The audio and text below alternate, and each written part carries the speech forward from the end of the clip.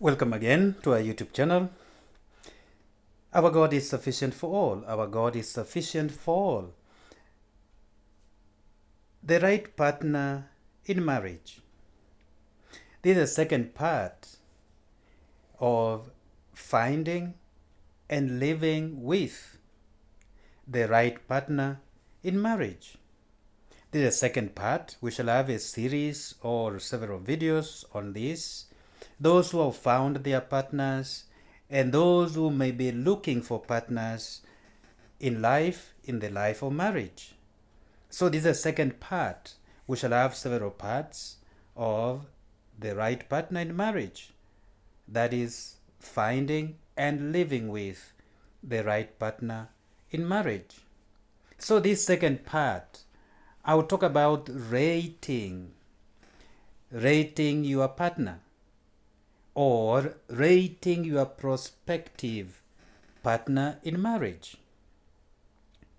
People who look for partners for marriage, those who are looking for wives, those who are looking for husbands, they look for different qualities in a person. They look for different characteristics, unique mannerisms, and behavior. They have qualities they look for. They are looking for a partner in marriage. Some look for beauty, others look for physique, others look for affluent family or wealthy families. They look for different things in the partners they want to settle in with in marriage. A story is told. I understand this story was told by a priest called Father Anthony. I don't remember the other name, but it's from India. The story was told to me. I found it interesting to use. This story is of told a young man who was looking for a girl to marry, a lady to settle down with in marriage. So after he found this beautiful girl, this beautiful lady, the lady of our dreams to settle in marriage with, he went to see his pastor, who was an old priest, a pastor he was friends with, to share this good news that I have found a girl of my dreams.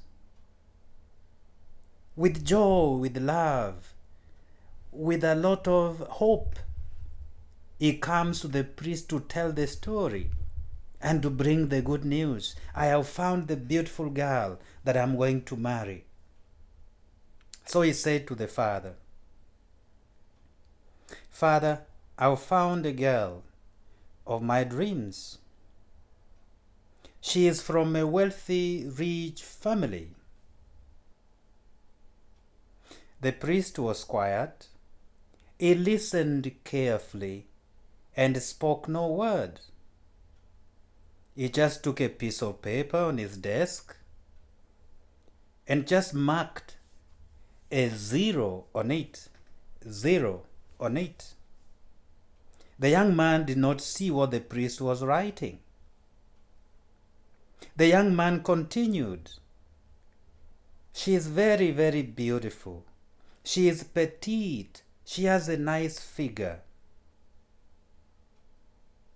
The priest, on his paper, he marked another zero. The young man went on. This girl is financially stable. She has a good job. She has a good salary. She is stable financially. She is independent. The priest marked another zero. He listened carefully, no speaking, but he marked another zero after the young man says the girl has a good job, has a good salary, she is financially stable and independent, so she's not going to be a bother in marriage. The young man continued, the family of this girl is affluent. The priest marked another 0. She is very sociable, highly educated. The priest marked another 0. She comes from a very religious family, a family that is devout, a family of faith. And indeed, this family has got religious people. In that family has 3 priests and 1 nun. The priest marked on his paper another 0, quietly, without saying much. Just listening to the man, to the young man, as he continued praising this girl of his dreams and enumerating the qualities, the characteristics, what he was looking for, marked them properly. Found a dream girl, a girl of his dreams to become his wife. The young man was a little bit disturbed and a bit frustrated that the priest has not spoken any word, does not show any happiness, and does not show any joy that this young man has found this beautiful girl, a girl of his dreams that he is willing to marry. But the priest is not showing any sign of joy, any sign of happiness, is not saying anything. Up to this point, the young man had not seen what the priest was writing on the paper, apart from getting frustrated that he's not saying anything, just quiet, listening to him. So with these frustrations, the young man continued with an intent of at least catching the attention of the priest. And he said, "Father, this girl is a Roman Catholic."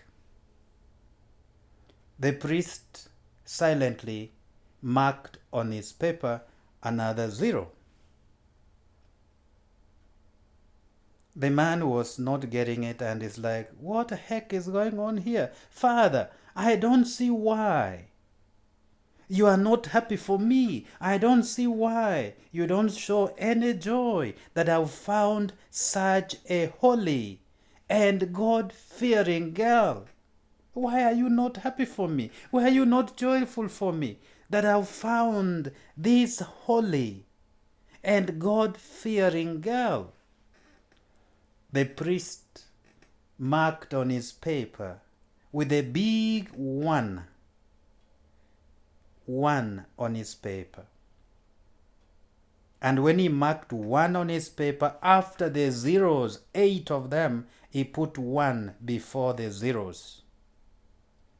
And what does that look like? Look like a million. So 8000, nothing.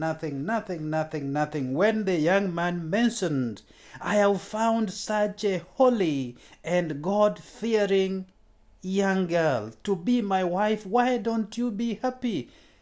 The priest put a 1 before the zeros to make it look like a million. So he stood up from his chair and showed it to the young man, and he told the young man, "Go and marry this girl. She is worth 1,000,000 and more." Then it dawned on this young man.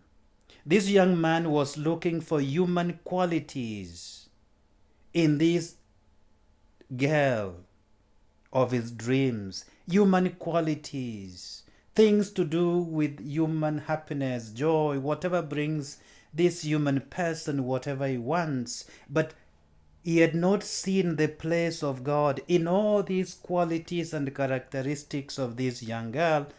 He had not seen the place of God in this girl. Even when the young man said, "She is a Roman Catholic," Roman Catholic does not bring holiness. But when the young man said, "This holy and God-fearing," the priest now knew that this is the right girl to marry. Because in marriage there is need for holiness and fear of God. that holiness and fear of God is the greatest ingredient in a good and right partner in marriage. A good and right partner in marriage needs holiness and fear of God above all other qualities. These other qualities will be there: affluent, beautiful, educated, financially stable, independent, sociable. All these things will be there, but minus holiness and fear of God, that marriage is built on shaky grounds. That partner might not be the right one. Might be the right one for human purposes and human relations and human social life and all that, but marriage needs holiness and fear of God for that marriage, for that partner to be the right one. Fear of God, holiness and fear of God is the greatest ingredient for a peaceful marriage and a happy marriage. Holiness and fear of God. Apart from all these other qualities, characteristics, all these other things we look for in our partners, above all, the greatest and most important ingredient for peace and happy marriage is holiness and fear of God. The others will flow from there. May God bless you as you rate your partner, the one you are living with, above all other qualities that your partner has, apart from other qualities that your husband has, apart from other qualities that your wife has. Does your wife, does your husband, does your partner to be, does your spouse, does your fiancé have the aspect of holiness and fear of God in their lives? Right partner in marriage, above all other qualities, they ought to have place for holiness and fear of God. True, authentic, real holiness and fear of God for the right partner in marriage. You may rate your partner in whichever way, but above all, seek for holiness and fear of God. May God bless you and embrace you. True and authentic holiness and fear of God to crown all other characteristics and the qualities that you rate your partner with.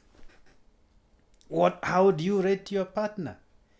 You can use everything else, but above all, holiness and fear of God. May God bless you. This is the second series of finding and living with the right partner in marriage. May God bless you and have a good evening. God bless you. I thank God now I am in a little bit of a brighter room, not like the one I had in the office. God bless you.